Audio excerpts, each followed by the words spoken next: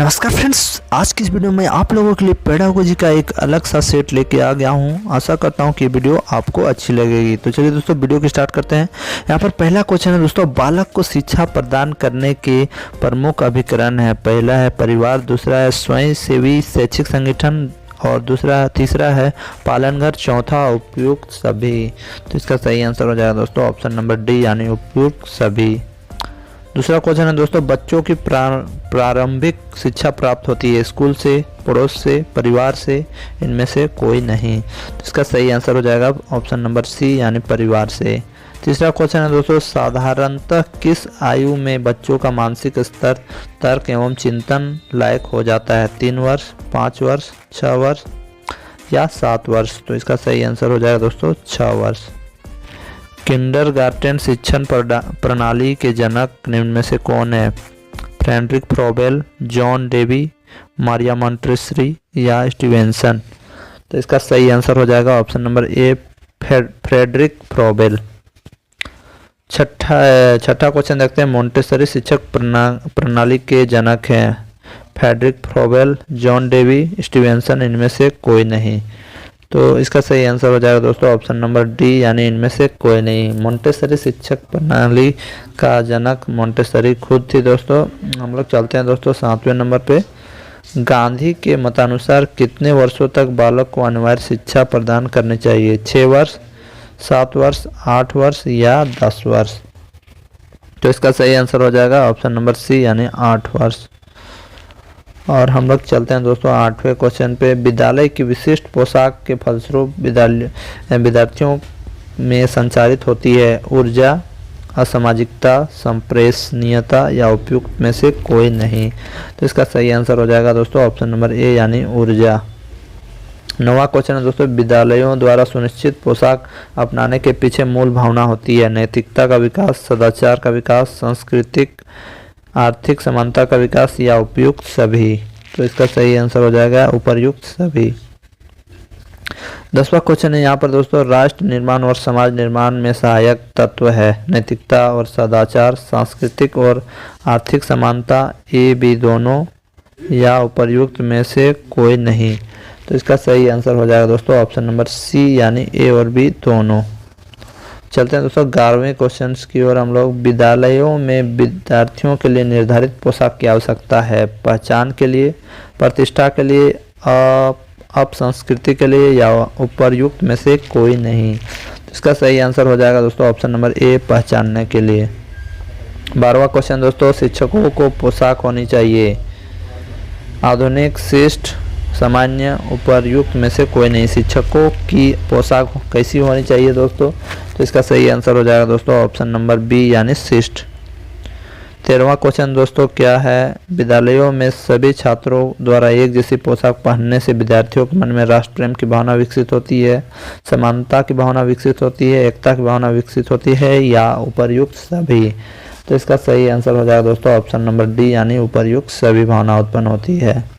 11वां question में जाते हैं दोस्तों 14वें क्वेश्चन में हम लोग जाते हैं। विद्यार्थियों में सांस्कृतिक मूल्यों की स्थापना के लिए आवश्यक है क्या? आवश्यक है दोस्तों सभी छात्र छात्राओं के लिए एक समान पोशाक, सभी विद्यार्थियों के लिए विविध प्रकार की पोशाक पहनने की छूट, सांस्कृतिक मूल्यों की शिक्षा प्रदान करना, उपर्युक्त में से कोई नहीं। तो इसका सही आंसर हो जाएगा दोस्तों ऑप्शन नंबर ए यानी सभी छात्र छात्राओं के लिए एक समान पोशाक।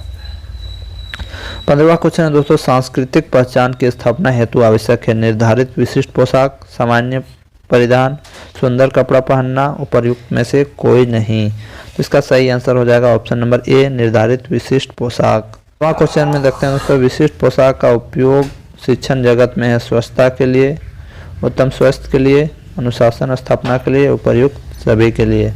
तो इसका सही आंसर क्या होगा दोस्तों? इसका सही आंसर होगा उपर्युक्त सभी के लिए। 17वां क्वेश्चन है, विद्यालय के शैक्षणिक उत्साह संवर्धन हेतु विद्यार्थियों के लिए है निर्धारित पोशाक का होना आवश्यक नहीं है, निर्धारित पोशाक का होना आवश्यक है, विद्यालय में भोजन की व्यवस्था होनी चाहिए, उपर्युक्त में से कोई नहीं। इसका सही आंसर हो जाएगा दोस्तों ऑप्शन नंबर बी निर्धारित पोशाक का होना आवश्यक है। 18वें क्वेश्चन में हम लोग जाते हैं तो विद्यार्थी जो पोशाक धारण नहीं करके आते हैं उन्हें दंडित करना चाहिए, घर वापस भेज देना चाहिए, पुरस्कृत करना चाहिए, विद्यालय से पोशाक दे देनी चाहिए। तो इसका सही आंसर है दोस्तों ऑप्शन नंबर ए यानी दंडित करना चाहिए। मुझे लगता है दोस्तों इसका सही आंसर ये नहीं होगा, क्योंकि दंडित करने से क्या होगा दोस्तों, फिर अगली बार से बच्चे नहीं आ सकते हैं। इसलिए अगर संभव हो तो उन्हें समझाना चाहिए कि पोशाक पहन के क्यों आना चाहिए और इससे क्या लाभ है, और हो सके अगर विद्यालय में हो तो पोशाक दे देनी चाहिए। लेकिन इस क्वेश्चन में मुझे डाउट है, तो इसका सही आंसर क्या होगा आप ही बताइए, ज़रूर बताइएगा कमेंट बॉक्स में। 19वां नंबर दोस्तों, विद्यालयों में निर्धारित पोशाक की अनिवार्यता का प्रमुख कारण है समता एवं सदाचार की भावना जागृत करने के लिए, पहचान एवं अनुशासन के लिए। ऑप्शन नंबर सी, ए और बी दोनों उपर्युक्त में से सभी। तो इसका सही आंसर हो जाएगा दोस्तों ऑप्शन नंबर ए, समता एवं सदाचार की भावना जागृत करने के लिए। 20वां क्वेश्चन दोस्तों, विद्यालय की निर्धारित पोशाक के अभाव में बच्चे के मन में अनुशासनहीनता बढ़ेगी। बच्चे सुंदर वस्त्र पहनकर विद्यालय आएंगे, बच्चों की नैतिकता पर कोई प्रभाव नहीं पड़ेगा, उपर्युक्त में से कोई नहीं। इसका सही आंसर होगा दोस्तों ऑप्शन नंबर ए, बच्चों में अनुशासनहीनता बढ़ेगी। 21वां क्वेश्चन है दोस्तों, विद्यालय की निर्धारित पोशाक का महत्व निम्नलिखित में से ऐसे विद्यालय की एक अलग पहचान बनती है। इससे विद्यालय के बच्चों में समता की भावना विकसित होती है, इससे बच्चों में सदाचार को बल मिलता है, उपर्युक्त सभी। इसका सही आंसर हो जाएगा दोस्तों उपर्युक्त सभी, यहाँ पर जितने हैं सारे महत्व हैं दोस्तों। 22वां क्वेश्चन है, विद्यालय में समता मूलक समाज की स्थापना हेतु आवश्यक है। विद्यालय की विशिष्ट पोशाक, श्रेष्ठ शिक्षण व्यवस्था, ए बी दोनों, उपर्युक्त में से सभी। तो इसका सही आंसर हो जाएगा ऑप्शन नंबर ए, विद्यालय की विशिष्ट पोशाक। 23वां क्वेश्चन है दोस्तों, विद्यालय में आर्थिक असमानता को बहुत हद तक दूर किया जा सकता है। विशिष्ट पोशाक द्वारा, खेल द्वारा, पढ़ाई के द्वारा, उपर्युक्त में से कोई नहीं। तो इसका सही आंसर हो जाएगा विशिष्ट पोशाक द्वारा। 24वां क्वेश्चन है दोस्तों, निम्नलिखित में कौन शिक्षक का प्रमुख कार्य है। भाषण देना, शिक्षण कार्य आयोजित करना, बच्चों की देखरेख करना, गृह कार्य जांचना। तो इसका सही आंसर है ऑप्शन नंबर बी यानी शिक्षण कार्य आयोजित करना। 25वां क्वेश्चन है दोस्तों, शिक्षक को विद्यालय के अंदर तथा बाहर आदर्श जीवन बिताना चाहिए, अन्यथा समाज उसे मान्यता नहीं देगा, समाज में उसकी मान मर्यादा घट जाएगी, वह छात्रों में चरित्र निर्माण नहीं कर पाएगा, या लास्ट वह शुरू से स्तर से गिर जाएगा।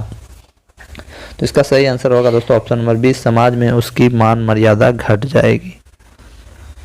26वां क्वेश्चन है, मानसिक रूप से स्वस्थ शिक्षक ही जीवन में समस्त क्षेत्रों में दृष्टिगोचर हो सकता है।